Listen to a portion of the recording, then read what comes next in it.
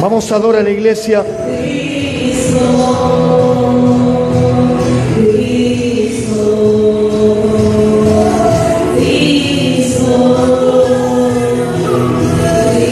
Aleluya.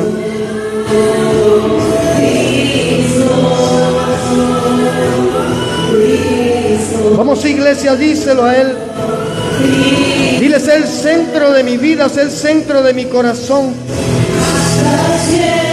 Vamos, díselo. Sé el centro de mi vida, Señor Jesús.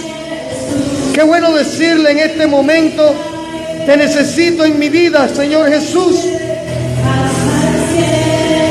Qué bueno atreverse en este momento a decirle: te entrego mi carga, te entrego mi necesidad, te entrego mi lucha, Señor Jesús. Aleluya. Aleluya.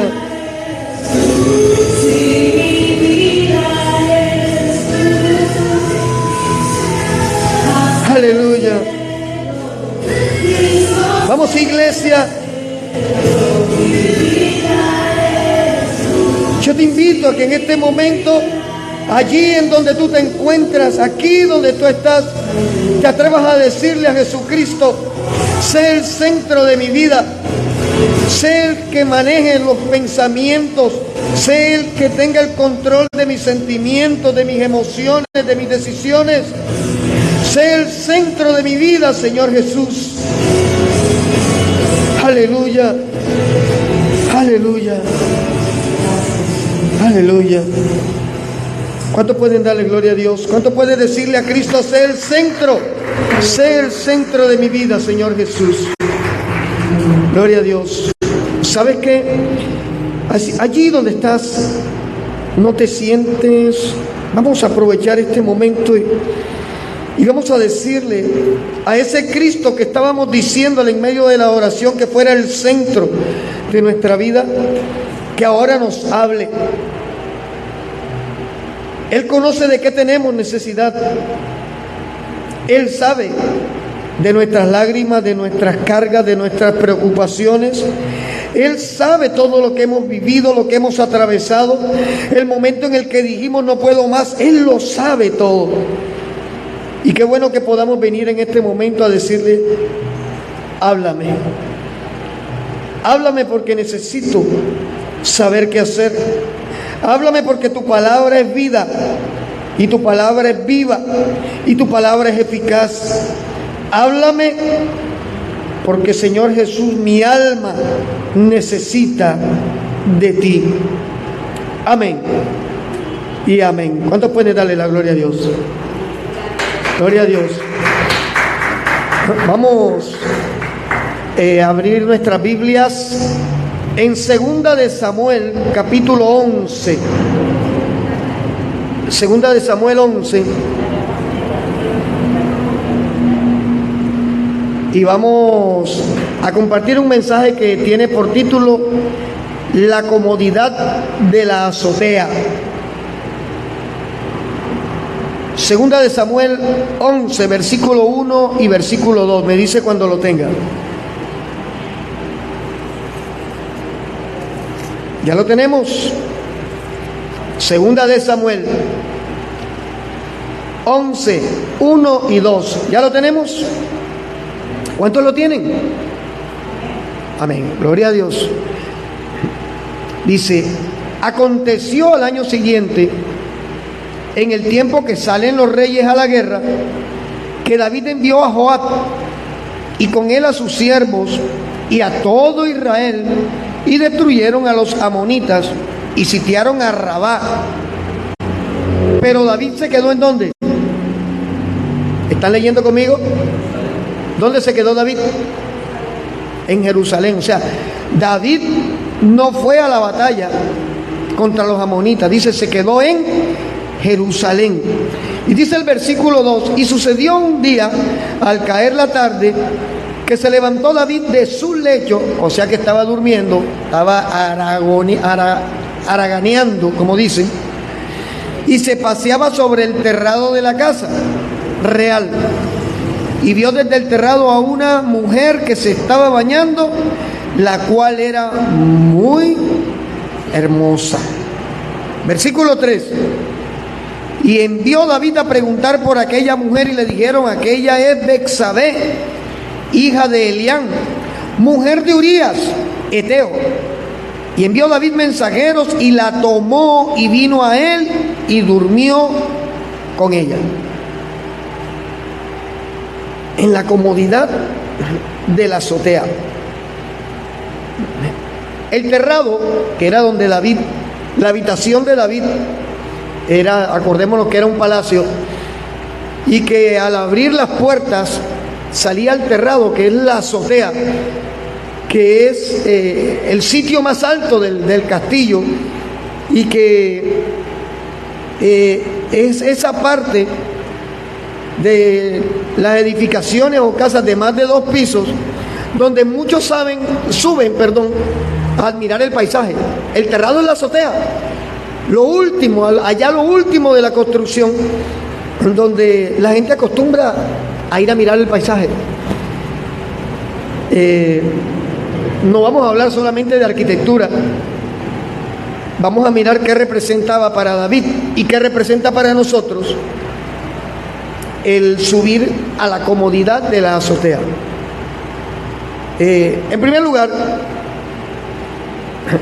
acabamos de leer que Israel estaba en guerra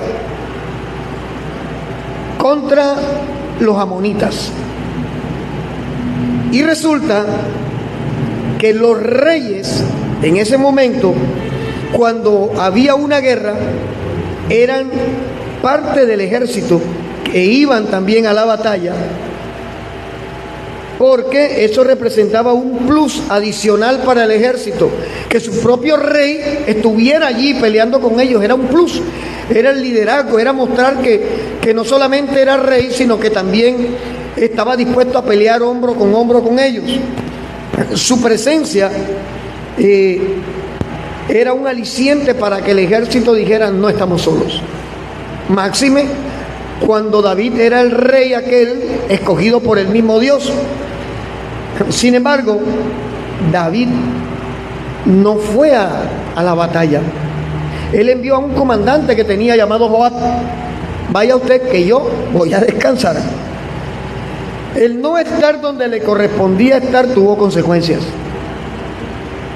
El divagar en su mente se convirtió en un terreno perfecto para que entrara a una zona de comodidad, de confort.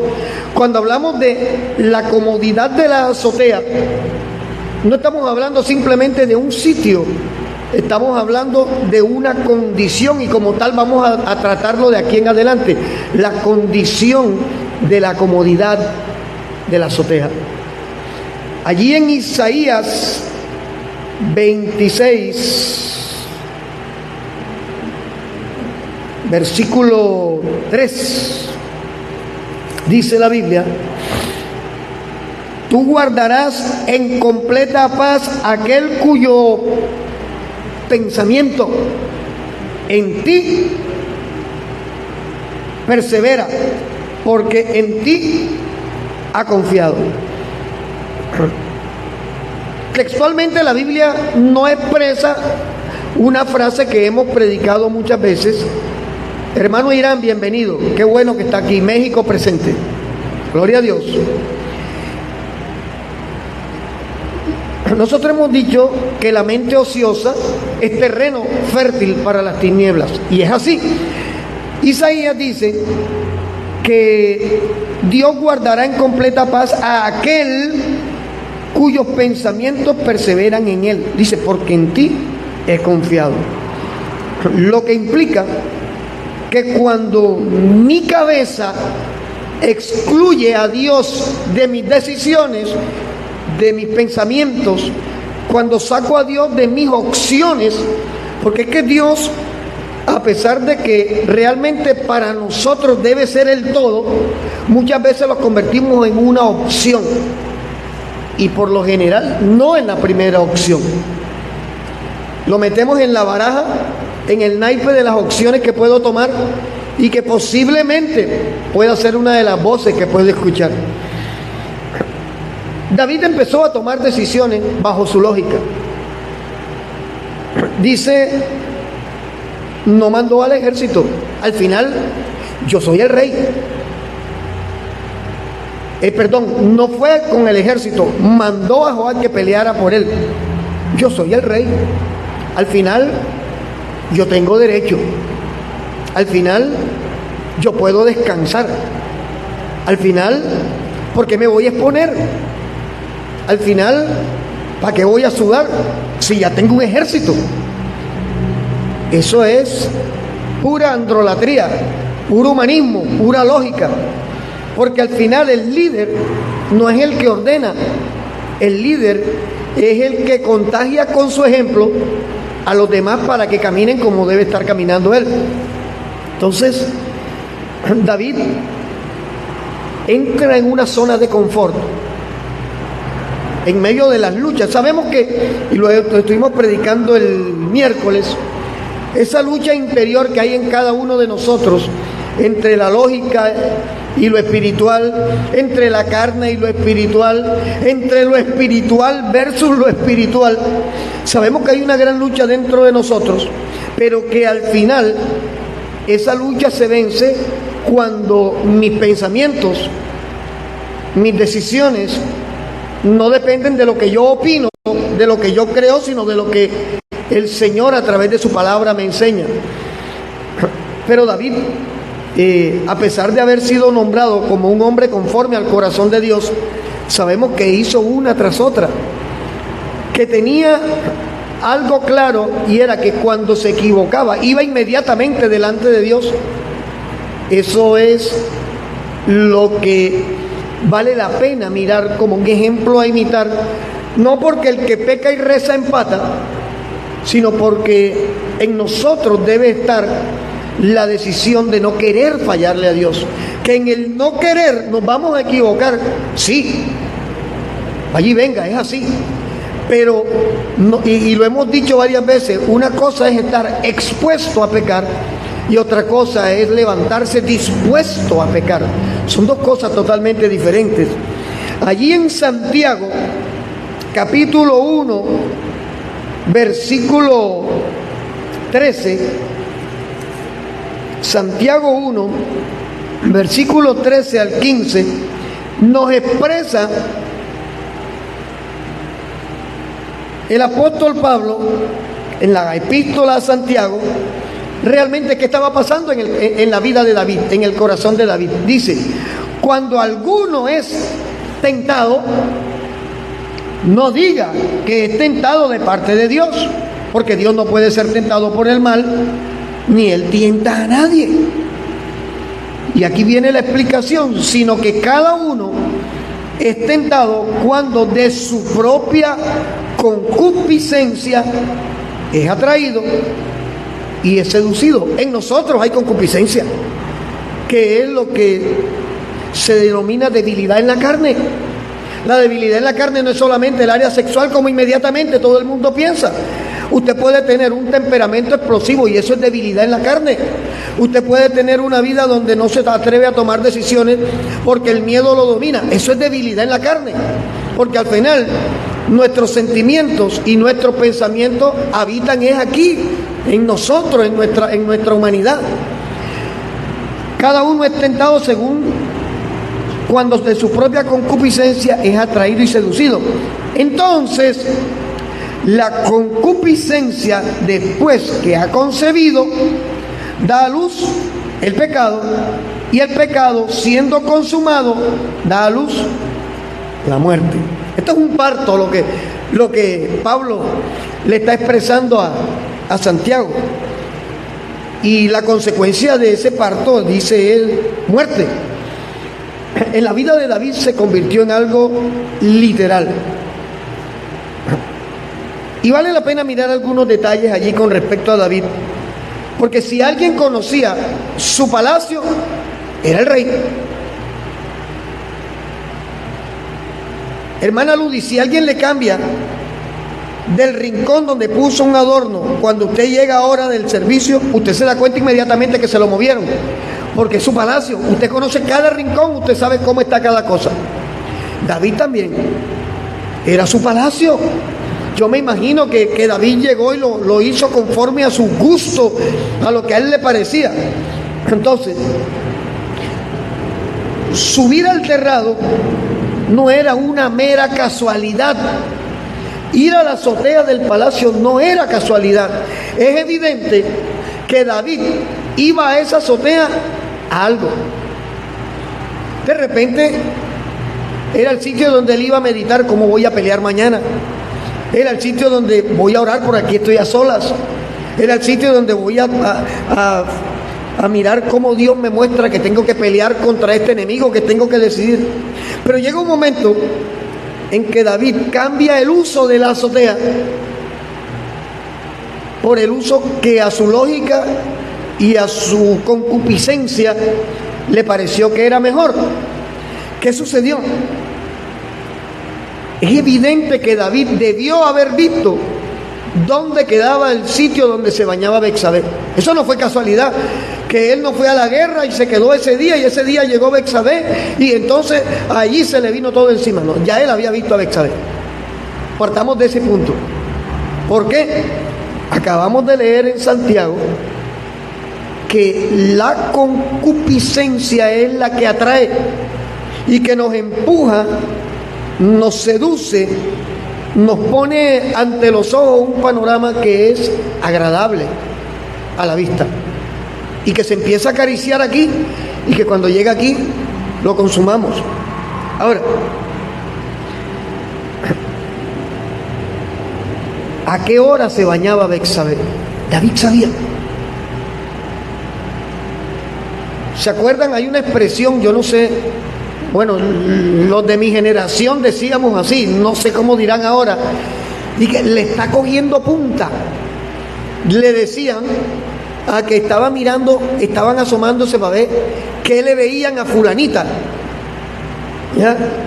Eso, si yo lo traigo al contexto que aplicamos aquí a través de la palabra, David ya tenía que haber visto algo que le digo que a tal hora podía volverse a asomar.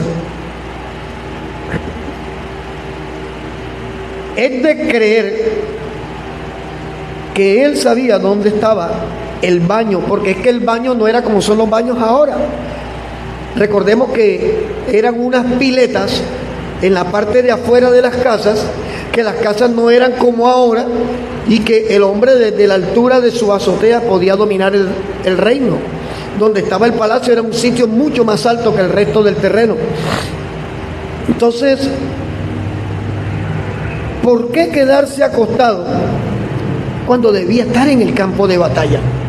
Porque al final nos damos cuenta que dice que David se levantó de su lecho, o sea que estaba haciendo locha, estaba flojeando, como se dice, estaba haraganeando, estaba justificando que como era rey, pues yo me merezco descansar.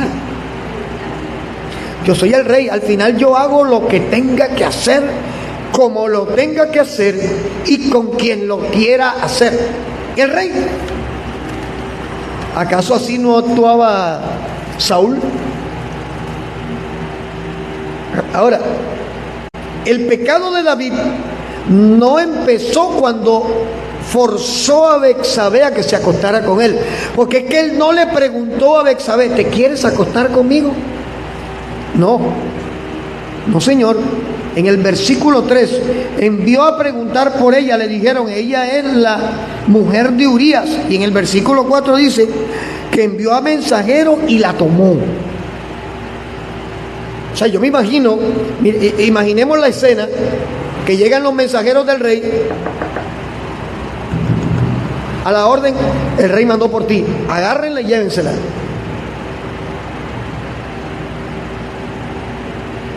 Él no le preguntó, ¿usted le quiere ser infiel a su esposo conmigo? No, él la tomó para sí, lo que implica que en ese momento estaba dando a luz lo que ya estaba en su corazón. estaba poniendo por obra lo que en su cabeza había maquinado que quería hacer. Yo me imagino la cabeza de David en ese momento. ¡Wow! ¡Qué mujerón! La quiero para mí. Él no preguntó nada, sino simplemente tráiganla. El pecado de David empezó cuando perdió comunicación con Dios. Cuando cambió ese lugar en el que debía postrarse y buscar dirección de Dios por un lugar donde consideraba que tenía que reposar y deleitarse la vista.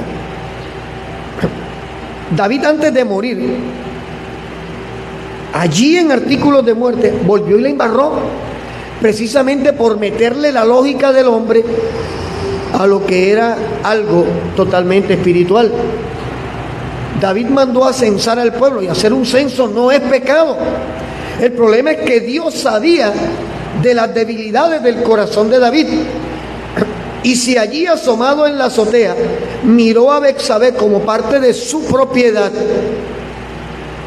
Dios conocía que hacer un censo era para regodearse y decir: todo esto es mío, y no darle la gloria a Dios, entendiendo que lo que tenía y lo que era por misericordia, no porque se lo mereciera. Son situaciones que a la postre estamos viviendo nosotros iguales, porque tenemos la misma carne de David, tenemos el mismo cerebro de David. Y aunque las situaciones y la cronología es diferente, el mismo diablo que azuzaba a David nos azuza a nosotros. ¿Ya? Porque hay una cantidad de personas creyentes creyendo, que el empleo que tienen es porque se lo merecen, que la casa en que viven es porque se la merecen, que el dinero que tengo en el banco es porque me lo merezco, que lo que tengo es mío porque yo me lo merezco, y nosotros no nos merecemos nada. El día que nosotros decidimos voluntariamente decirle a Cristo: Señor, como decía la alabanza, sé el centro de mi vida, el Señor Jesús, ese día debimos entender y aceptar que de allí en adelante todo lo que recibimos, todo lo que perdemos, todo lo que se nos añade, todo lo que se nos quita, es porque la voluntad de Dios lo está permitiendo de esa manera. Es porque en la soberanía de Dios está actuando de tal manera en nosotros que cuando entendemos que dependemos de Él, lo que Él añada o lo que Él quita es porque Él está trabajando en algún área de nuestra vida. Ahora, el darle la espalda a Dios trajo que bajara la guardia en su dominio propio.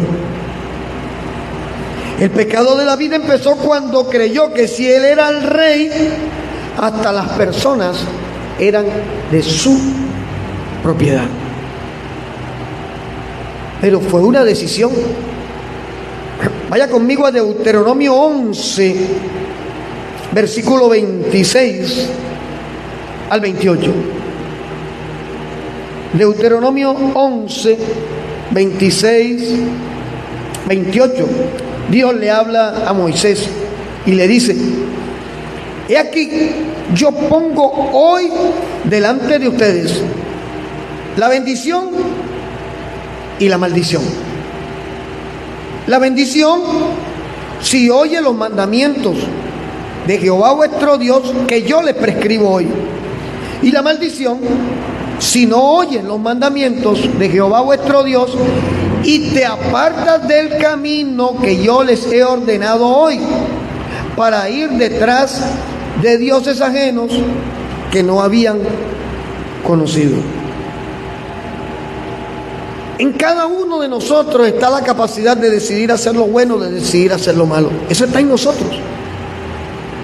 Y hay momentos en que, y la realidad, Dios, en algún momento estábamos predicando y alguien se reía porque yo decía: mire, Dios no va a estar en la puerta de los moteles con los brazos abiertos diciéndole a los creyentes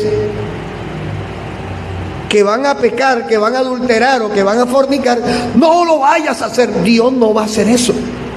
¿Por qué? Porque Dios ya nos entregó a través de su palabra principios, a través de su palabra ordenanza y a través de su espíritu la capacidad de entender lo que Dios me está diciendo y la capacidad de decidir si obedezco o si no obedezco. Lo cierto es que cuando David entró al área de riesgo, de peligro, en la que creyó que lo que hacía no tendría consecuencias, allí ya David perdió. David no perdió cuando mandó a traer a Betsabé. David perdió cuando consideró que hacer lo que le diera la gana no tendría consecuencias. Y muchas veces nos pasa así. Muchas veces creemos, y hablo en primera persona, que hacer cosas que nos parecen, eso no pasa nada, sencillo. Eso no. Eso es normal. Pues no va a traer consecuencias. Sí va a traer consecuencias. Porque nosotros no dimensionamos lo que Dios dimensiona. Nosotros no tenemos la capacidad de ver lo que Dios ve y como Dios lo ve. Estamos limitados por un saco de carne. ¿Qué representa el terrado o la azotea? Dije que la azotea era el último piso, el último detalle de la construcción de un edificio o de una construcción de más de 2 pisos. Lo que implica que para poder llegar a la azotea hay que subir escaleras, hay que caminar, hay que por lo menos meterse en un ascensor y esperar que te lleve hasta allá. Y eso equivale a un proceso. Hay procesos de crecimiento y como predicábamos el miércoles, hay procesos de crecimiento, de decrecer. Nosotros no caemos porque tengamos un switch como aquella antigua propaganda de Pharmaton, que con Pharmaton, clic, estoy en santidad. Sin Pharmaton, clic, estoy en la inmunda, en el pecado. No. Tanto la santidad es un proceso, como la caída en el creyente es un proceso. Porque tendríamos que admitir entonces que el diablo tiene la misma capacidad que tiene el Espíritu Santo de levantarnos y fortalecernos. Entonces, el diablo no te tumba, el diablo no me tumba de un día para otro. Las tinieblas toman autoridad sobre las vidas que de alguna manera nos acostumbramos a ser creyentes. Ser cristiano no es una costumbre. Ser creyente no es una costumbre, es una necesidad. Es entender que cuando me duermo, pierdo. Que cuando me distraigo, pierdo. Que cuando me confundo, pierdo. Que cuando miro en cualquier dirección menos en la dirección de Dios, estoy perdiendo. Lo que implica que cuando se está en la azotea y entramos en la zona de confort, de comodidad, de reposo, de distracción, cuando llegamos a la azotea fue porque ya caminamos un proceso y dijimos que íbamos a llamarle la condición de la azotea.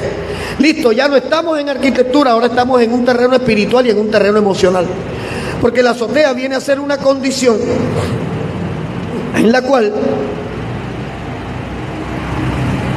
creemos que estamos bien, creemos que somos intocables, creemos que sea lo que sea, no está pasando nada.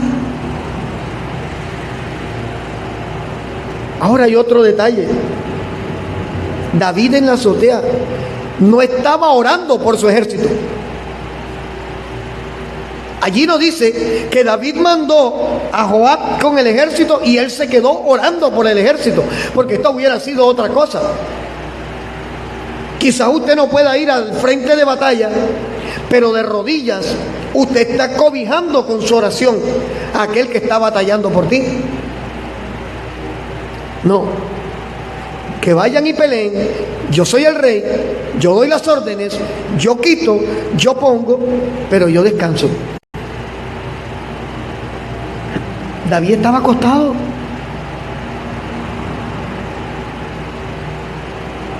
Y hay un detalle, que cuando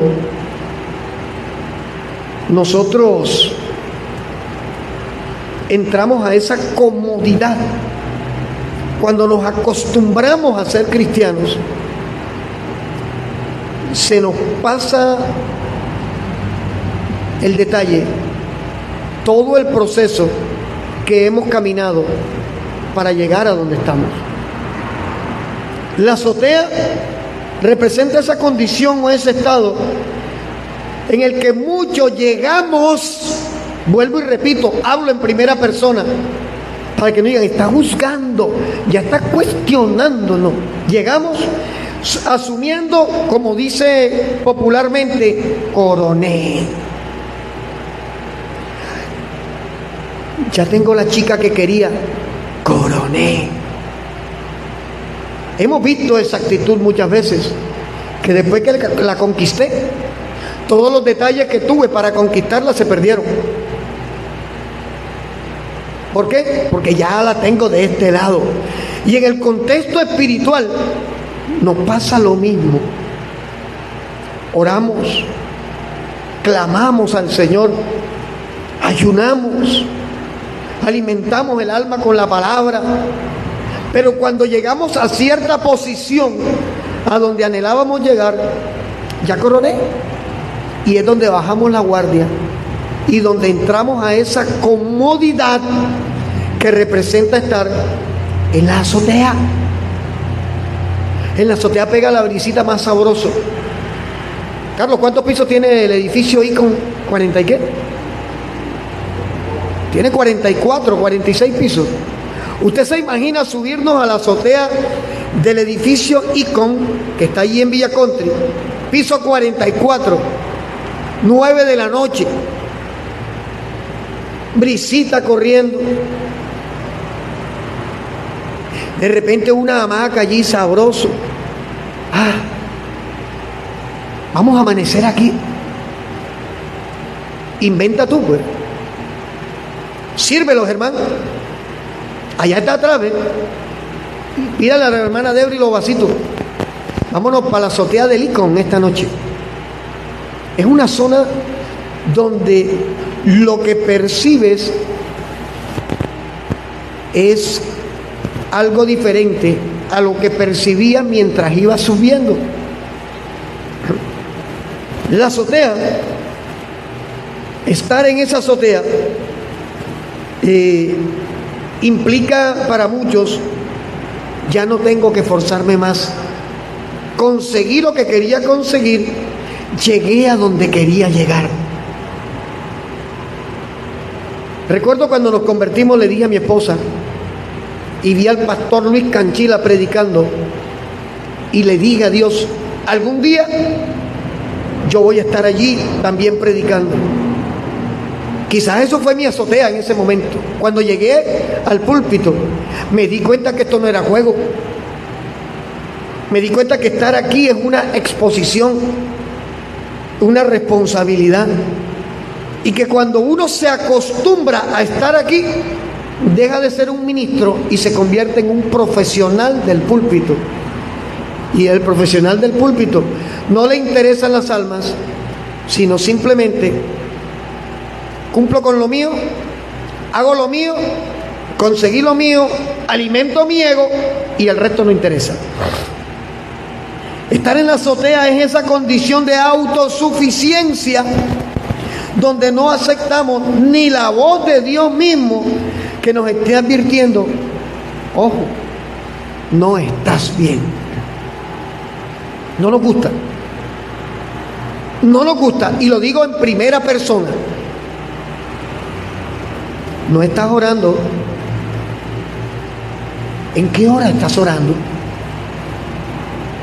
¿Estás dependiendo de Dios? Pero no te metas, es entre Dios y yo, porque esa es una de las expresiones que hemos asumido. Esto es entre Dios y yo. Tú no sabes Sí, es entre Dios y yo, pero es que cuando es entre Dios y yo se nota. Julio Iglesias es un cantante de una generación que ya prácticamente se apagó. Tenía una canción que le dio millones hasta para comprar una isla. Tropecé de nuevo con la misma piedra. Hermano Daniel, usted tiene que conocer esa canción. Julio Iglesias es el único que le ha ido bien tropezando con la misma piedra. A nosotros no. Espiritualmente, arrancarnos la uña 2 veces con la misma piedra debe traernos una enseñanza. A él le dio dinero, a nosotros nos puede traer consecuencias desastrosas. Como ya expliqué,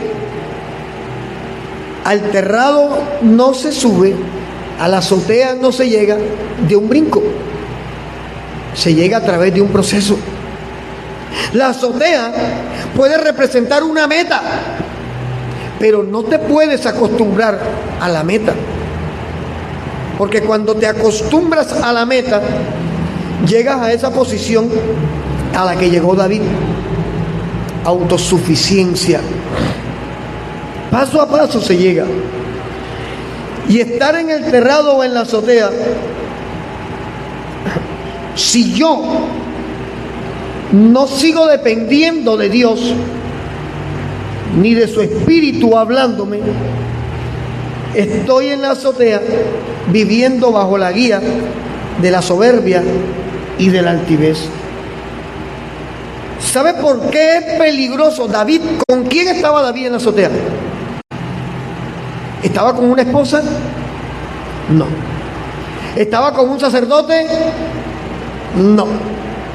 ¿Estaba como un comandante del ejército? No. Estaba solo. Se aisló. Y es peligroso cuando un cristiano se aísla, porque al final Dios no dispuso que la iglesia de Cristo fueran islas independientes. Mira lo que dice Primera de Corintios capítulo 12, versículo 12. Primera de Corintios 12, 12. Porque así como el cuerpo es uno, hablando de la iglesia, y tiene muchos miembros, pero todos los miembros del cuerpo, siendo muchos, son un solo cuerpo. Así también Cristo. Dios no te llamó para ser un creyente que vivas aislado en tu propia azotea. Cuando nosotros nos desconectamos del cuerpo, nos estamos desconectando de un propósito. ¿Por qué? En el cuerpo, y dice Primera de Corintios 12, hay diversidad de dones, hay diversidad de ministerios y hay diversidad de operaciones. Eso está escrito. Cuando usted está en el cuerpo, así usted esté pasando por un momento difícil espiritualmente, esa diversidad de dones, esa diversidad de operaciones, Dios la va a usar para decirte: Carlos Torres, no estás bien. ¿Qué te está pasando? Sí, estoy hablando de mí para que, no, que cogió a alguien, ya le está dando piedra. No, Carlos Torres, hermano, ¿cómo estás? ¿Qué te está pasando? Porque he estado orando y el Señor me ha inquietado de orar por ti, y eso lo viví en mi carne. Cuando me dijeron que mi hijo Carlos Daniel tenía sarcoma, yo me desconecté del cuerpo. Yo me iba a dormir y literalmente sentía que las rodillas querían ir al piso a orar. Y yo decía: no voy a orar. No quiero a un Dios que me entrega un hijo y después permite que se me vaya a morir de cáncer. Y el cuerpo funcionó. La hermana Magali Mauri me encuentra en un parque y me dice: Por su culpa tengo 15 días que no duermo. Yo, ¿por mi culpa por qué? Si yo no vivo en su casa, usted no se congrega conmigo. Porque cada vez que cierro mis ojos, el Señor me dice, ora por mi siervo, porque está pasando un momento difícil. Ese es el cuerpo. Y ella me dijo, ¿qué le pasa a usted? Y empecé a llorar en ese parque en el barrio Los Andes y le dije, me acaban de decir que mi hijo tiene sarcoma, mi hijo tiene 3 años. 3 años tenía mi flaco en ese momento cuando le encontraron el tumor en el brazo. ¿Y cómo es posible, le decía yo, que Dios me dé un hijo y después me lo va a quitar? Esa era mi lógica. Estaba en la azotea. Estaba en ese momento en el que yo decía, yo no quiero ser pastor. Cada vez que me profetizaban decía, cállese, yo no quiero eso, yo no quiero esa responsabilidad. Yo no quiero ministerio, yo no quiero nada. Pero esta hermana me dijo, vaya a su casa, entre a su habitación y póngase a cuentas con Dios. Y sabe, yo no le cuestioné, yo no le dije respete, yo no le dije no se meta en mi vida. Yo entendí que Dios me estaba hablando, Dios me estaba exhortando a través de esta mujer. Y yo me devolví, fui al apartamento en el 5º piso donde vivía, me encerré en mi cuarto y empecé a llorar allí delante de Dios, a decirle, Dios, perdóname, pero ¿qué voy a hacer? Y no era lo que yo pudiera hacer, fue lo que Dios hizo. Ahí está Carlos Daniel, tiene 22 años cumplidos. O sea que de eso hace 19 años. Y te digo algo, estaba en un momento de azotea.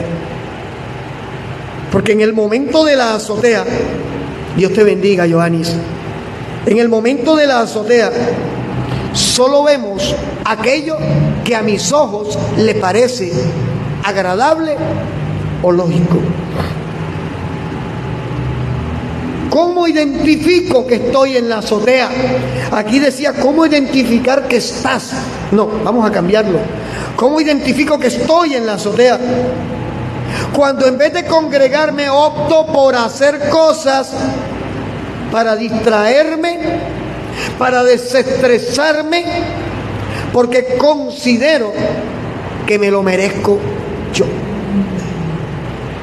Es que congregarnos para nosotros no es una opción, es una necesidad. No, pastor, pero ¿cómo así? Yo trabajo de lunes a sábado. Lo justo es que el domingo yo me vaya para Sabanilla y me tome 4 cervecitas y el sol. Beach lover, amante de la playa. Y la pasé rico porque al final Dios está en todas partes. Sí, es cierto. Dios está en todas partes. Y es cierto que necesitamos descanso. Pero también es cierto que la Biblia dice que todo lo que se quiere debajo del sol tiene un momento, tiene un tiempo. Dice, hay tiempo de reír, tiempo de llorar, tiempo de sembrar, tiempo de cosechar, tiempo de trabajar y tiempo de descansar. Anoche veníamos mi esposa y yo gozosos de haber ido a Caribe Verde, hermana Milena. Y mi esposa me decía, sé que esto es un recomenzar. Y muchas veces hemos dicho, esta es la última vez que empiezo de nuevo. Lo hemos dicho más de una vez. Pero cuando nos damos cuenta que quien nos da las fuerzas es Dios, porque la lógica me dijera, Señor, 17 años en esto y otra vez yo salí a visitar para allá lejos, voy para donde Yuneidi debiera estar aquí, voy para donde Dios. Mandemos a Samuel, mandemos a Germán. Resulta que estoy repitiendo el mismo patrón de la azotea de David. Y cuando nos damos cuenta que lo que estamos haciendo, Dios está en el asunto, decimos, epa, todavía no es el tiempo de descansar. Algo está haciendo Dios en medio de lo que mis ojos no pueden ver ni mis oídos pueden escuchar. ¿Cómo identifico que estoy en la azotea? Cuando reemplazo a Dios por mi distracción. Pastor, ¿no está siendo extremista? No, estoy siendo realista. Yo he estado en procesos de azotea. Sí, Señor. Si es que aquí ninguno es más grande que otro. Delante de Dios en este momento todas las cabecitas son iguales. Todo el mundo está a la misma altura. Porque tú tienes corbata y los demás no. Tengo corbata porque a la hermana de Bris se le ocurrió ponerme corbata hoy. Ya. Y si ella quiso y a ella le gusta, pues yo debo agradarle a ella, por algo lo quiere. De pronto le gusto más con corbata. Claro. Pero delante de Dios la corbata no pesa. Ni la teología pesa. Ni el hebreo, ni el arameo. Delante de Dios pesa un corazón dispuesto a servirle. ¿Ya? Por eso digo, cuando reemplazo a Dios por personas, ojo, porque es que la distracción no es solamente me voy para la playa, sino con quién me voy para la playa, con quién me voy al piscinazo, con quién me voy al bar. Acaban de abrir un barcito. Hermanita Andrea, usted que está para casarse, la voy a invitar a un sitio que conocí espectacular. Hermano, pero es que tengo una invitación para compartir con unos hermanitos y vamos a compartir. Dile al pastor que mande a otro, Andreita. Aquí va a ser más chévere. Porque es que no es a dónde voy, es con quién voy. Porque no todas las personas que lleguen a nuestra vida van a edificarnos. Hay personas que llegaron a nuestra vida. No, el diablo las mandó. Yo no soy radical en ese aspecto. Porque al final el diablo te puede mandar a quien le dé la gana. La decisión es tuya. Siempre será decisión mía. Lo que el diablo le mandó, hermana Milena, ¿cómo es la Jezabel? El diablo le mandó la Jezabel esa. El diablo puede mandarte una Jezabel, pero tú puedes ser utilizado por Dios para que Jezabel se convierta. Pero si tú decides seguirle la vuelta a Jezabel, bailar con Jezabel, rumbearte a Jezabel, irte para la azotea con Jezabel, al día siguiente mirar, y esa Jezabel, porque de noche todo el mundo se ve bonito. Cuando pega la luz es cuando nos damos cuenta realmente quién es el que está a mi lado.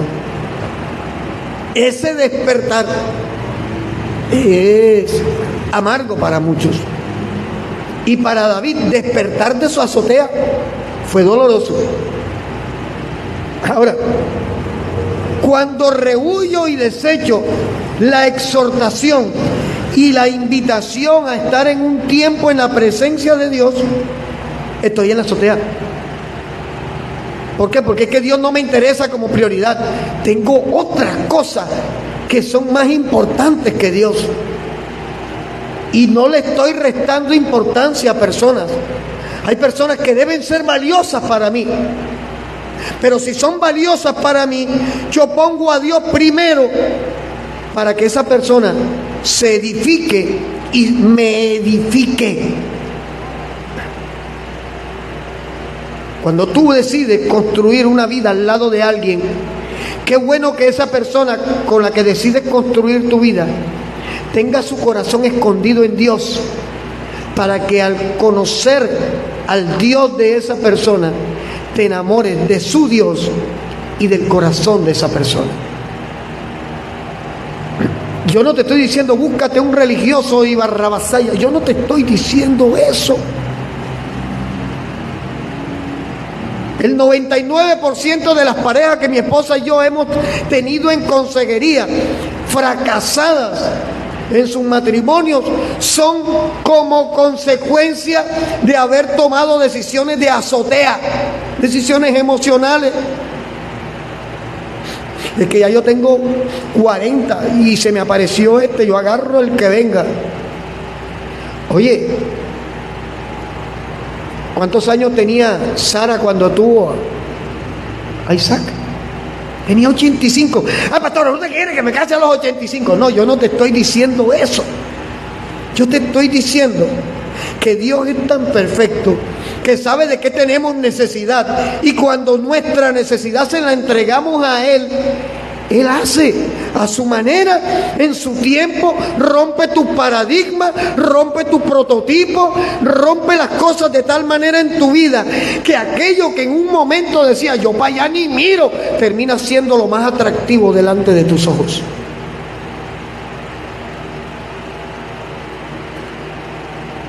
Cuando buscas excusas para justificar no servir al Señor, estás en la azotea.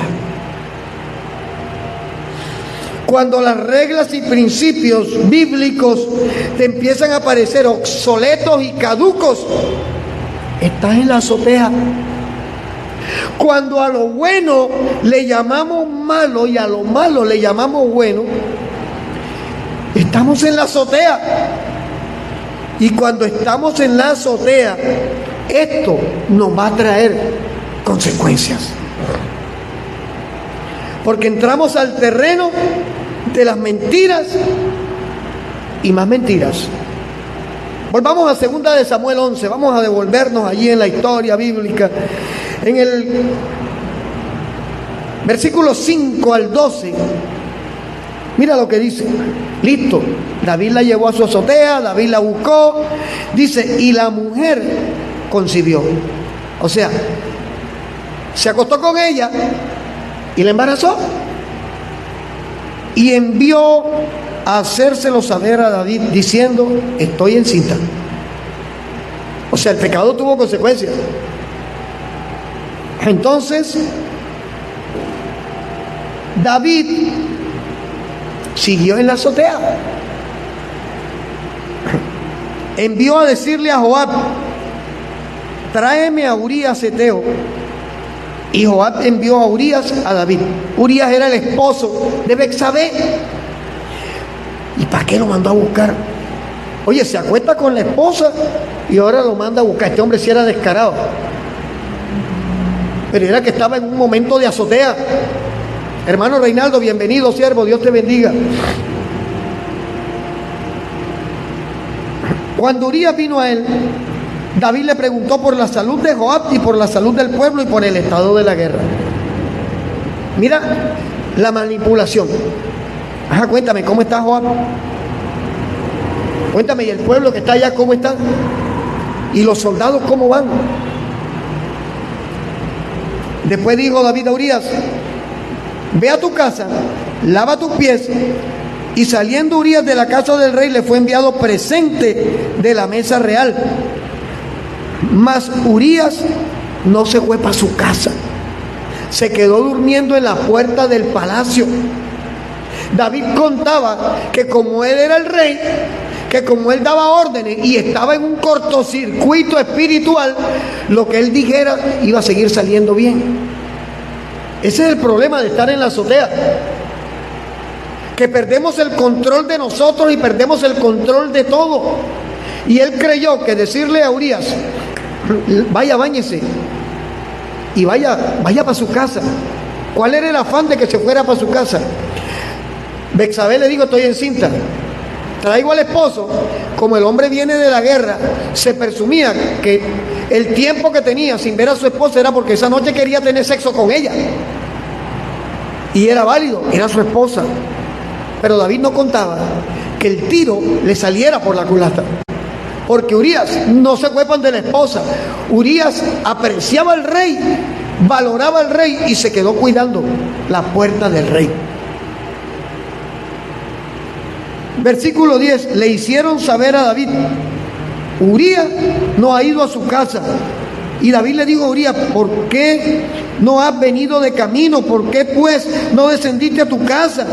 Y Urías le dijo a David, El arca e Israel y Judá están bajo tiendas, y mi señor Joab y los siervos de mi señor en el campo. Me iba yo a entrar a mi casa para comer, beber y dormir con mi mujer. Por vida tuya y por vida de tu alma, que yo no haré tal cosa. A David le estaba saliendo el tiro por la culata. La lógica le decía: este hombre viene de la guerra, esta noche lo que va a hacer es se pega un baño, se toma sus tragos y se acuesta con la mujer. Y resulta que el hombre dijo: yo amo al rey, yo amo el arca, yo amo el pueblo, por tanto yo no voy a dejar el rey desprotegido. Y David le dijo a Urías: quédate aquí hoy, aún mañana, aún hoy, y mañana te despacharé. Y se quedó Urías en Jerusalén aquel día y el siguiente. Y David lo convidó a comer y a beber con él hasta embriagarlo. Y él salió a la tarde a dormir en su cama con los siervos de su señor, mas ni borracho se devolvió donde la esposa. Y entonces, lo que David estaba maquinando no le estaba funcionando. Versículo 15 al 17. Y escribió David una carta. Versículo 14, venida la mañana, escribió David a Joab una carta, la cual envió por mano de Urías, y escribió en la carta diciendo: pon a Urías en el frente, donde la batalla esté más recia, y apártate de él, para que sea herido y muera. Mira todo lo que da para maquinar cuando entro a la condición de la azotea. Mientras nosotros estamos caminando procesos y nuestra mirada está en Cristo, los procesos no nos van a distraer de nuestra adoración y de nuestra búsqueda. Por eso es que, y es una convicción, que la prueba más grande para los creyentes no es la escasez, es la abundancia. No es la prueba, no es el momento difícil, es la respuesta. Usted se da cuenta que mientras la gente tiene un problema, oremos. Oro en la mañana, oro en la tarde, oro en la noche, ayuno, voy al servicio. Pero cuando viene la respuesta, coroné, ya llegó, ya la tengo. Ahora, como decía los Thundercats, ya tengo el poder. Y ahí es donde perdemos. Cuando creemos que aquello por lo que habíamos orado llegó a nuestra mano y nos confiamos en que ya no necesito buscar a Dios con la misma necesidad, con la misma intensidad. Y al final, Urías murió. Literalmente, David usó a Joab como sicario. O sea que esto no es nuevo. Era el mismo espíritu, la misma situación, en épocas diferentes y condiciones diferentes. Pero era la misma naturaleza caída, tratando de buscar una solución humana a un problema espiritual. Dios te bendiga, hermano Davis. Segunda de Samuel, capítulo 12, ahí volteamos nada más. Versículos 11 y 12.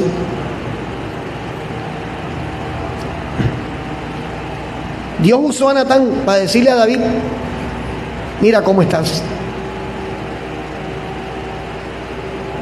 Segunda de Samuel 12, versículos 11 y 12. Así ha dicho Jehová: he aquí yo haré levantar el mal sobre ti,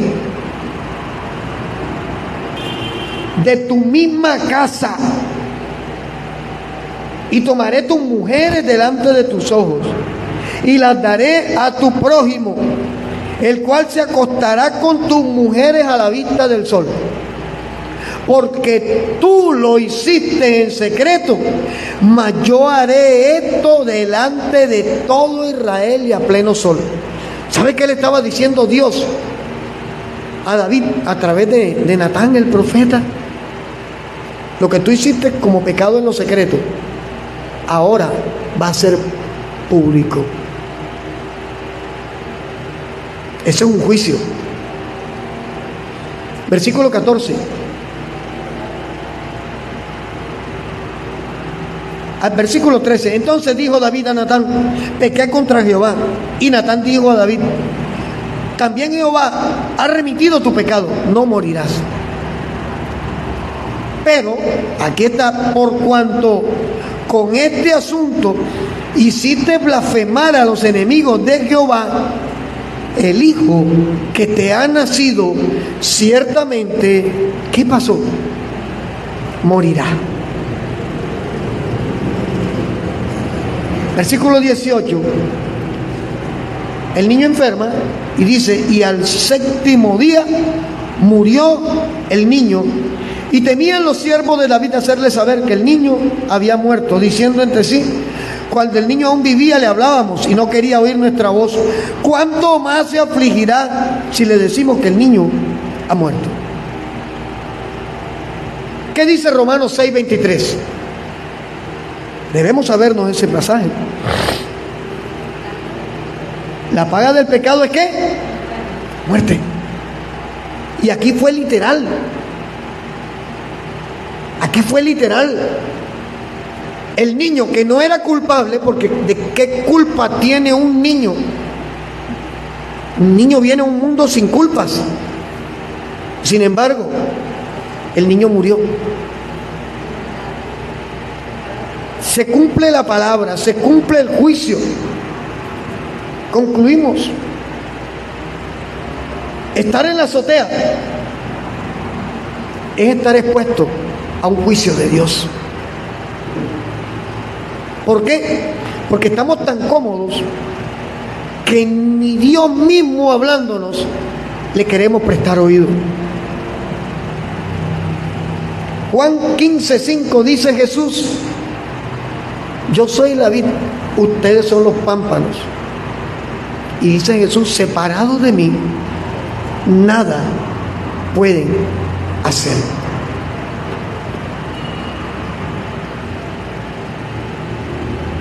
No se trata de condenar al que está en la azotea. Se trata de ayudarlo a bajar de la azotea. No se trata de juzgar a aquel o aquella que en determinado momento está atravesando un momento de oscuridad espiritual. Porque es que cuando yo aparto mi mirada de Dios, la Biblia dice: Dios es luz. Y cuando aparto mi mirada de Dios para colocarla en un deleite, en un placer momentáneo, si yo dejo la luz, ¿a dónde entro? Entro en la tiniebla. En Dios no hay términos medios. En pintura es que hay grises. Pero en el contexto espiritual, o estás con la luz o estás con las tinieblas. ¿Por qué? Porque es que cuando yo decido llevar mi vida bajo mi lógica y no contar con la opinión de Dios acerca de mí, voy a tener consecuencias. Esto va a traer consecuencias. Mire, yo miro la depresión como un castigo de nosotros mismos. Yo miro la depresión como esa voz del enemigo acusándote, culpándote, y que tú decides aceptar que lo que te está diciendo el diablo de ti es verdad. Allí hay depresión.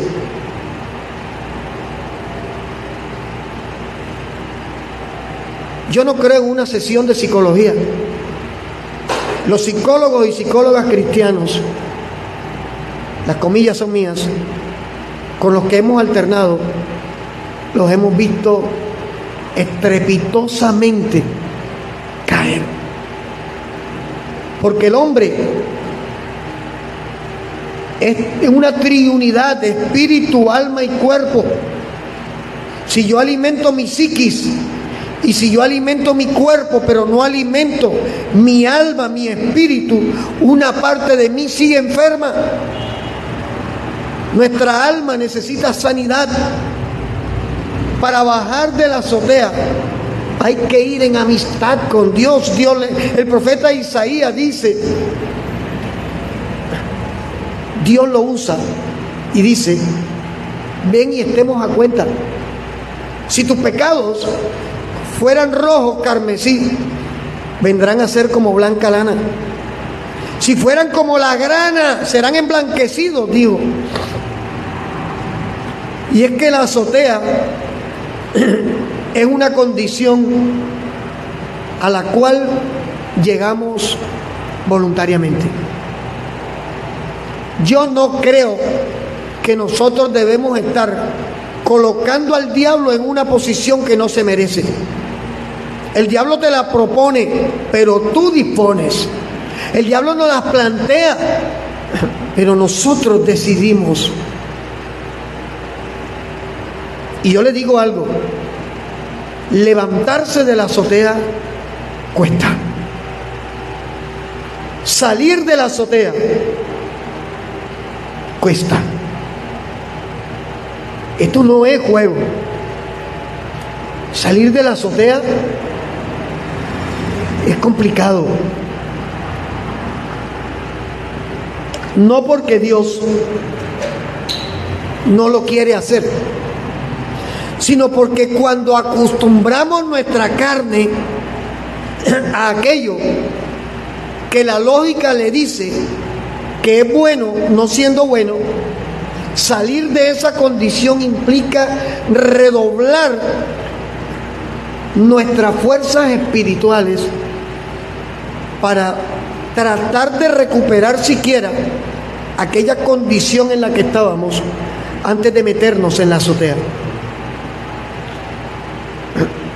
Es mucho más fácil traer a esa prostituta perdida, borracha, drogadicta, al perdido, al indigente. Es mucho más fácil presentarle a Cristo a quien no lo conoce que tratar de recuperar a aquel que, conociéndolo, voluntariamente decidió darle la espalda para entrar a la comodidad de la azotea.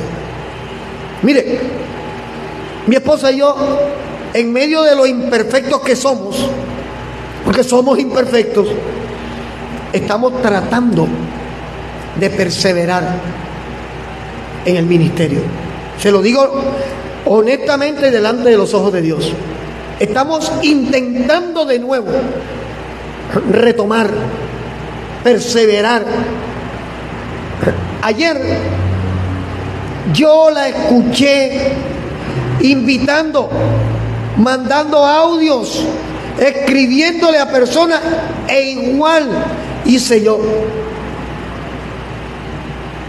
Y de las personas a las que le dije, te espero mañana, y me dijeron, claro que sí, cuente conmigo, ninguno está aquí.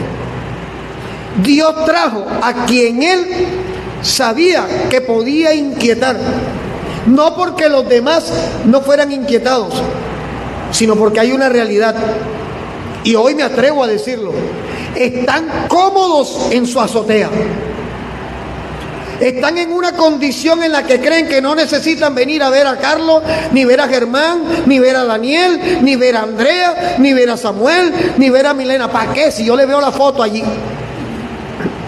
Eso es estar en la azotea. Y después de la azotea hay muerte. Literal, el hijo de David se murió. Porque de la manera que lo concibió no era la manera correcta. David podía tener todas las esposas que quisiera. La ley le respaldaba eso. Y no era adulterio. En ese momento, como patriarca, podía tener todas las esposas que quisiera. Si usted mira la historia bíblica, busque cuántas esposas tenía Salomón. Ese es un sofisma, porque tener 50 esposas es una locura. Eso es un sofisma. Si uno en el corazón le cabe una sola, ¿cómo va a meter 50? Era una tradición, era una costumbre. Tener un harén es una locura. Pero dése cuenta que, pudiendo tener todas las esposas que quisiera, fue a buscar una mujer ajena. lo que habla de que su corazón en ese momento estaba totalmente desconectado de Dios. Sin embargo, recuerdo, la Biblia dice que David tenía un corazón conforme al corazón de Dios. ¿A dónde nos lleva esto? Dios no quiere que mueras en la azotea.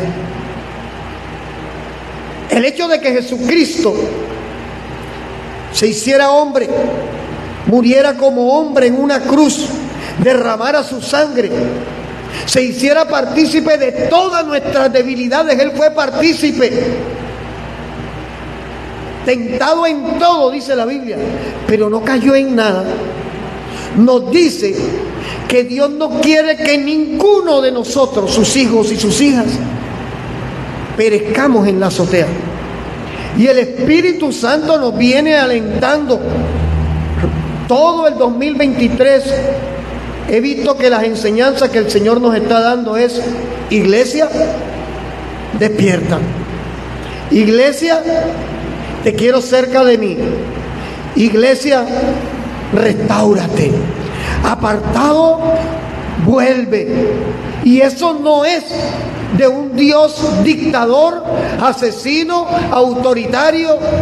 No, es de un Padre amoroso que anhela abrazar a todos sus hijos.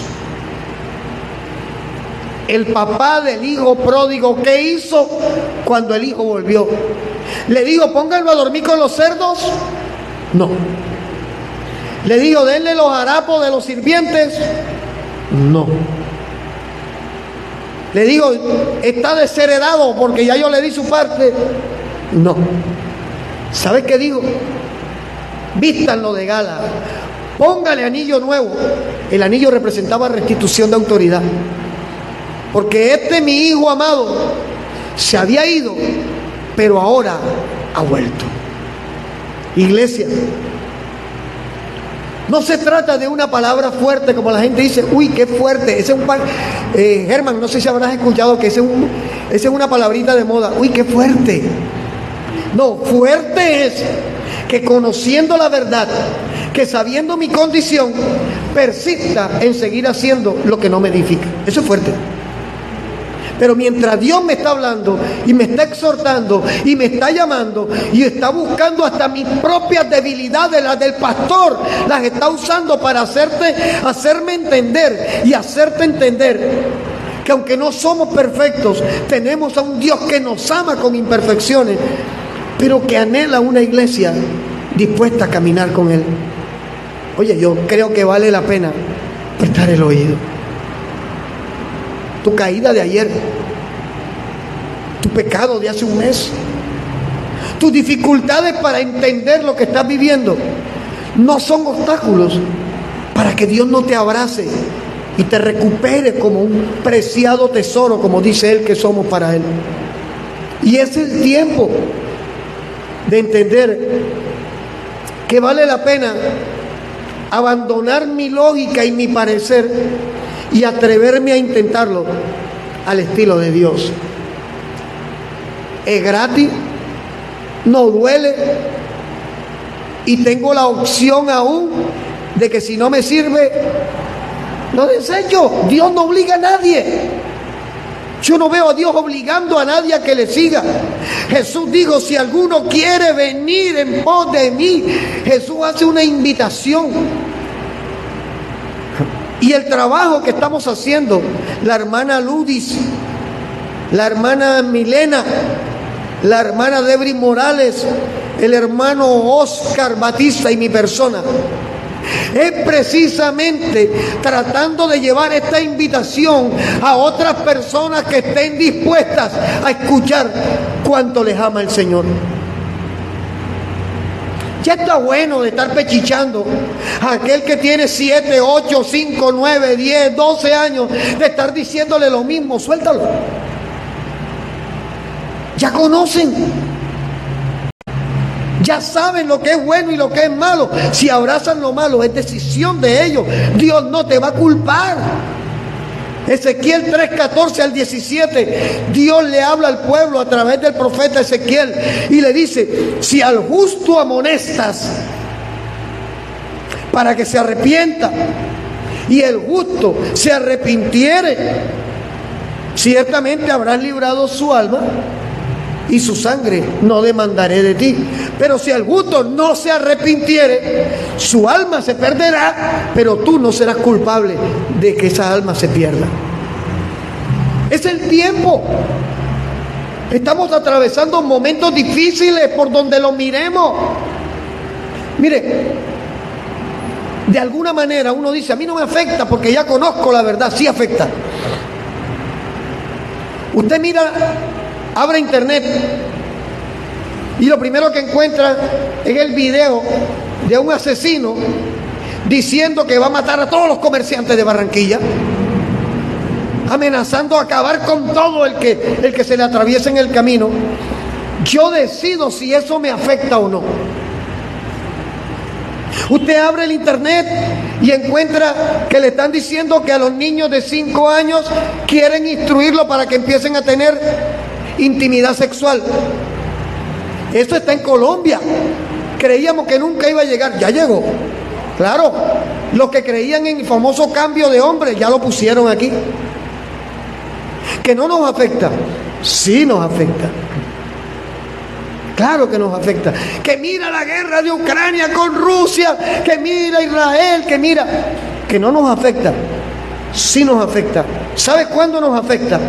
Cuando yo enfoco mi corazón hacia eso malo que estoy viendo y no le doy credibilidad a Dios, que dijo a través de su palabra en Apocalipsis 3:10 que Él guardaría a sus hijos, a sus hijas de la hora de la prueba que iba a venir sobre toda la tierra. Es que lo que está pasando en este momento no es exclusivo de Colombia, ni de España, ni de Alemania, ni de Rusia, ni de Soledad, ni de Barranquilla, ni de México, ni de Argentina, ni de Chile. No, esto es a nivel mundial. La maldad se ha multiplicado a nivel mundial. Hay un mover diabólico, satánico, que ha tomado autoridad sobre esta generación que se está levantando. Pero que nosotros como iglesia podemos hacer retroceder. El tema es, ¿cómo vamos a hacer retroceder a Satanás si estamos a expensas de su voluntad? Si estamos en la azotea, si estamos convenientemente acomodados a una condición a la que el diablo le conviene. Al diablo le interesa que usted siga siendo cristiano y creyendo en la brujería. Al diablo le sirve eso, claro. Y lo hemos visto. Supuestos cristianos con aseguranzas encima, creyendo que eso no es nada. Pues sí es. Porque yo tengo un Dios que todo lo puede. Y si usted le pregunta a mis hijos y a mi esposa, en la puerta de donde hemos vivido, hemos visto la sal, el aceite, los limones. Ese problema del brujo, ese problema del diablo, ese no es mi problema. Mi problema, como dice la alabanza, es creer que Dios pelea por mí. Allá el que está malgastando la plata, que se la coma mejor. Porque la brujería afecta al cristiano que no cree que Dios pelea por él. Eso es cómodo para Satanás, tenernos en esa condición de azotea, donde no nos importa que tenga 3 meses sin venir a la iglesia y que no me haga falta. Donde me da lo mismo orar que no orar. Eso es estar en la condición de azotea. Y en esa condición usted puede venir y que reprendo. ¿A quién? ¿Cómo? Te ato, te echo fuera, Satanás, te peluco, te peino, te pongo el secador. No sirve. No funciona así. La guerra espiritual perfecta de nosotros no se fundamenta en hablar en lenguas, no se fundamenta en que tengo la unción y privo gente, no se fundamenta en saberse la Biblia de Génesis y Apocalipsis. La Biblia dice en 1 de Juan 5, 18, 19, el que es nacido de Dios no practica el pecado, porque el que es engendrado por Dios lo guarda. ¿Quién lo guarda? Dios. Dice, y el maligno no lo toca. Si eso no es guerra espiritual, entonces defínemela tú. Porque el propósito de una guerra es que tú la puedas ganar. No tiene sentido que usted ande que en una guerra espiritual que siempre está perdiendo. Usted no se ha dado cuenta, y termino con esto, los famosos ministerios de guerra espiritual. Primero, que no es bíblico, porque hay 5 ministerios en la Biblia, por lo menos en la mía. Y en las versiones que me he leído dice apóstol, profeta, evangelista, pastores y maestros. Yo no conozco más ministerios, porque es que la Biblia no me dice que el ministerio de alabanza. No existe ministerio de alabanza. Si existiera, toda la iglesia es ministerio de alabanza, porque dice la Biblia que fuimos llamados para alabanza de su nombre. Todos. Porque entonces yo no podría alabar al Señor, porque con esta voz de lata rota que tengo yo, usted me imagina grabando a mí un CD. Nadie lo compra, o lo compran para esconderlo. Mis hijos dicen, vamos, que no queden vergüenza, vamos a comprar todos los CDs. Ustedes se acuerdan, no sé cuántos se acuerdan, de un señor apellido Mosquera, no voy a decir el nombre, que grabó una canción y que Iguaca, Iguaca, Iguaca, Guacamonte. Para mí eso se parece a Guaca, Guaca. Es la misma cosa. Supuestamente él estaba cantando en lenguas espirituales, pero cobró 20,000 pesos por entrada en el estadio Metropolitano. Y que si digan que estoy condenando, condénenme, pues. Estoy condenando, pues. La fila era impresionante, de gente ignorante, evangélicos que no abren la Biblia, porque fueron a hacer la fila. Fueron a hacer la fila porque lo iban a ungir con la unción de leche y miel. Entre esas mi mamá cuando vivía. Ay, mijo, yo llegué porque Eustiquio me ungió con leche y miel para la prosperidad. Yo digo, ¿dónde está esa barbaridad en la Biblia? Pero gusta, porque ilusiona, y Dios no ilusiona, Dios transforma, Dios da certeza de que va a ser. Al diablo le conviene que estés en la azotea, no es que allí es donde te engaña. Allí es donde te pone delante de tus ojos un panorama que dices tú, el que me predica Carlos Torres no me interesa. No lo he escuchado decir una sola vez en la prédica de hoy que Dios nos va a hacer millonario. Yo, ¿para qué? Había un programa que se llamaba ¿Quién quiere ser millonario? Y al final le quitaban el 30% de la ganancia cuando terminaba, porque es una ley en Colombia de impuestos ocasionales. La iglesia no necesita de eso. La iglesia necesita. Usted quiere caminar en victoria, usted quiere restaurar su vida, usted quiere ver la gloria de Dios, levanta tu mirada a los cielos y sal de la azotea.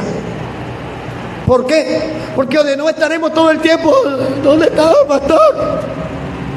Aquí estoy en este desierto miserable. Tengo 30 años en el desierto. Yo no aguanto 30 años en el desierto, mi hermano. No es normal que usted viva en el desierto. Es normal vivir procesos de desierto, pero que usted viva en el desierto no es normal.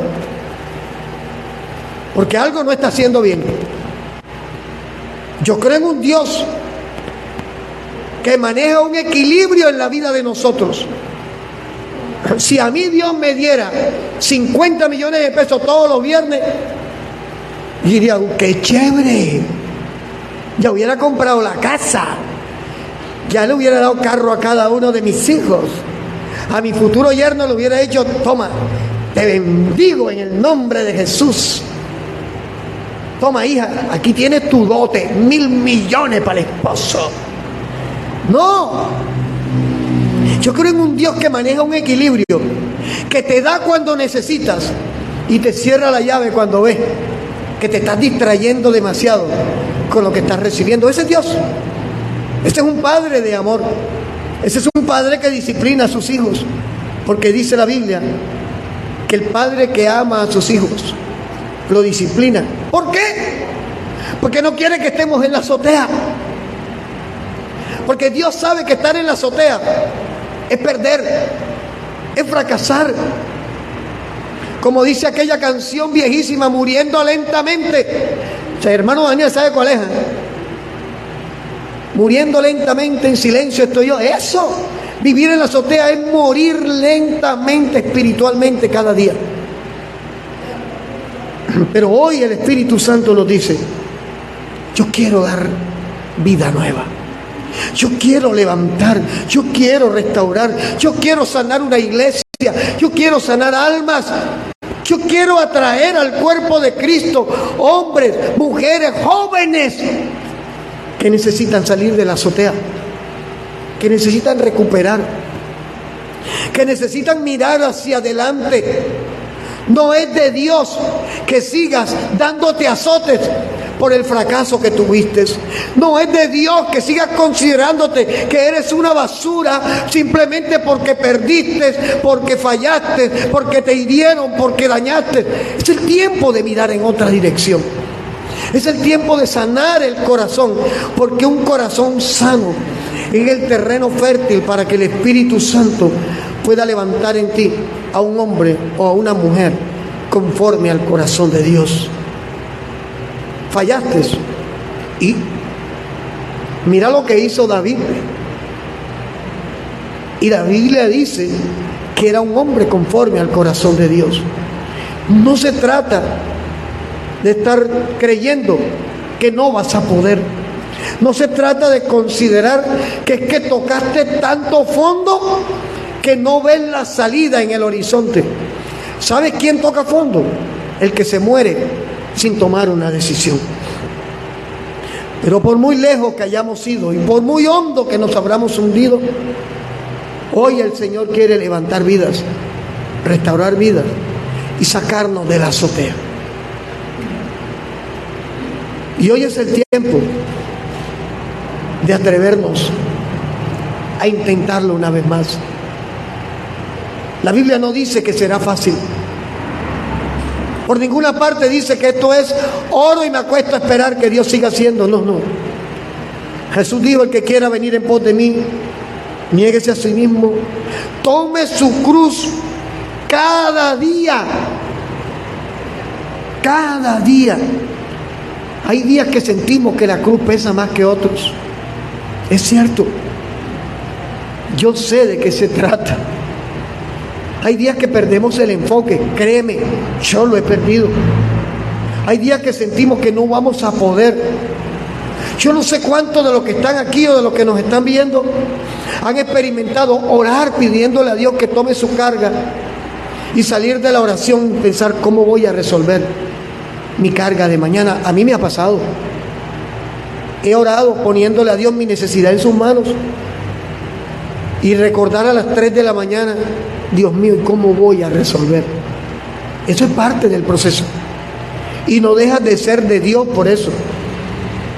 Simplemente es parte de aprender a confiar en ese Dios invisible que está pendiente de todo lo visible y de todo lo invisible que nos rodea. Vamos a levantarnos un momento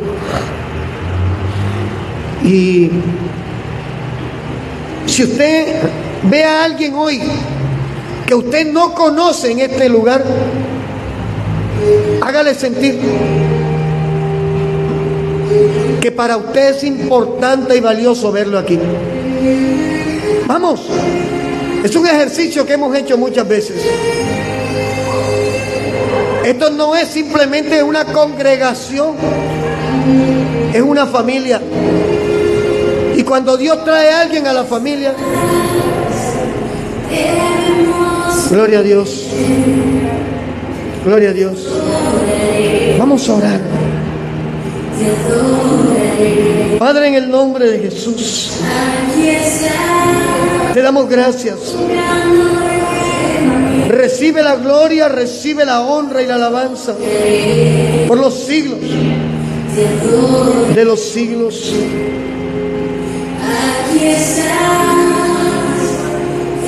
Hoy colocamos delante de ti nuestra condición personal. Hoy nos presentamos delante de ti y presentamos nuestra vida, Señor, con aciertos y con desaciertos, con virtudes y defectos, con victorias y fracasos, con afanes y ansiedades. Hoy en el nombre de Jesús te pedimos, amado Padre Celestial, que mire la condición de cada uno de nosotros. Tú sabes que nos aflige. Tú sabes los momentos de lágrimas que hemos vivido, los momentos de soledad, los momentos de ansiedad, de depresión, de confusión que hemos vivido. No sabíamos que estábamos en una azotea. Quizás hoy nos has hablado claro. Quizás hoy puedo entender que no he estado bien delante de ti, que mis pasos no han sido correctos delante de ti. Y te pido perdón.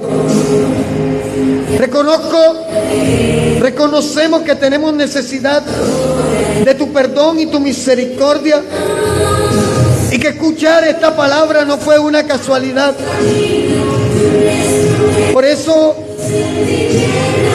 en el nombre de Jesús, yo hoy rindo mi vida delante de ti, reconociendo que no he estado bien, que te he fallado, pero que necesito de ti.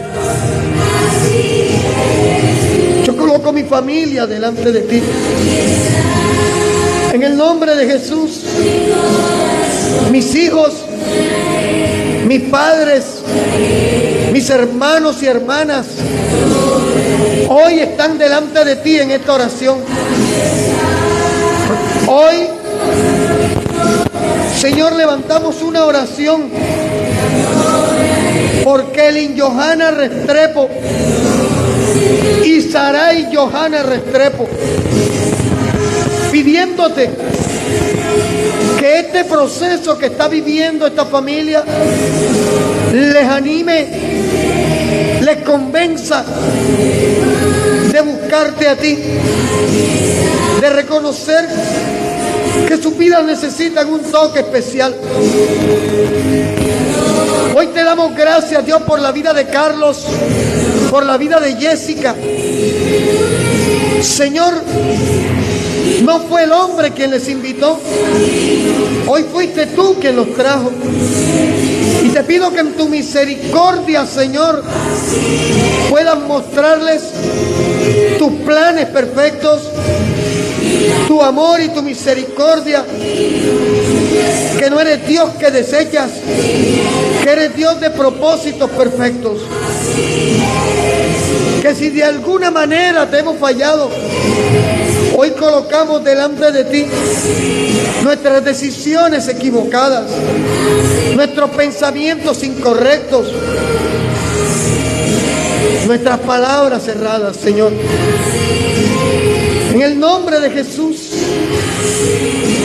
Padre, te damos gracias por este tiempo, por el mover que tu Espíritu Santo trae en medio de la iglesia de Cristo. Y colocamos en tus manos este pueblo que hoy en México se reúne para recibir una palabra, para decirte, Señor, aquí estamos. Necesitamos tu guía, necesitamos tu mover, tu poder, tu misericordia. Cada hermano, cada hermana que hoy no solo estuvo aquí con nosotros, sino que allí desde su casa en Argentina, en Chile, en Venezuela, en Paraguay, en Estados Unidos, en Panamá, en Ecuador, en Perú, en Guatemala, en Honduras, en España, se conectó para escuchar esta palabra. Dios, tú puedas mostrarle tu amor y tu misericordia y puedan recibir autoridad y puedan recibir de los cielos un toque especial tuyo, que les anime a seguir adelante, que les anime a creer que hay esperanza, que hay respuesta de los cielos. En el nombre de Jesús. En el nombre de Jesús. En el nombre de Jesús. Te adoramos. Te adoramos. Te adoramos. Te damos gloria, te damos honra.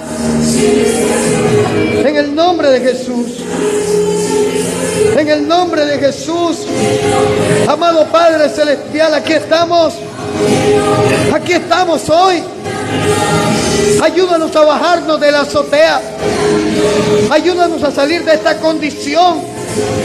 Ayúdanos a romper los yugos, los paradigmas, las estructuras mentales que nos han tenido cautivos, amarrados a moveres que no venían de ti.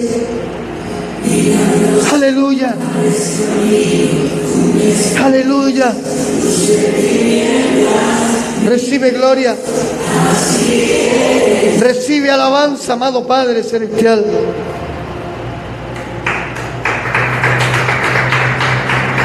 Gracias, Señor, porque en tu misericordia y en el tiempo perfecto nos hablas y nos llamas. Y gracias por tu palabra hoy y por la misericordia que nos expresas a través de tu palabra, reconociéndonos como hijos y como hijas, a pesar de que muchas veces te damos la espalda. Recibe alabanzas y recibe gloria en el nombre de Jesús. Amén y amén. Gloria a Dios. Antes de pasar a mi hermana Ludis, quiero nuevamente invitar a mis hermanos y hermanas que están allí en la distancia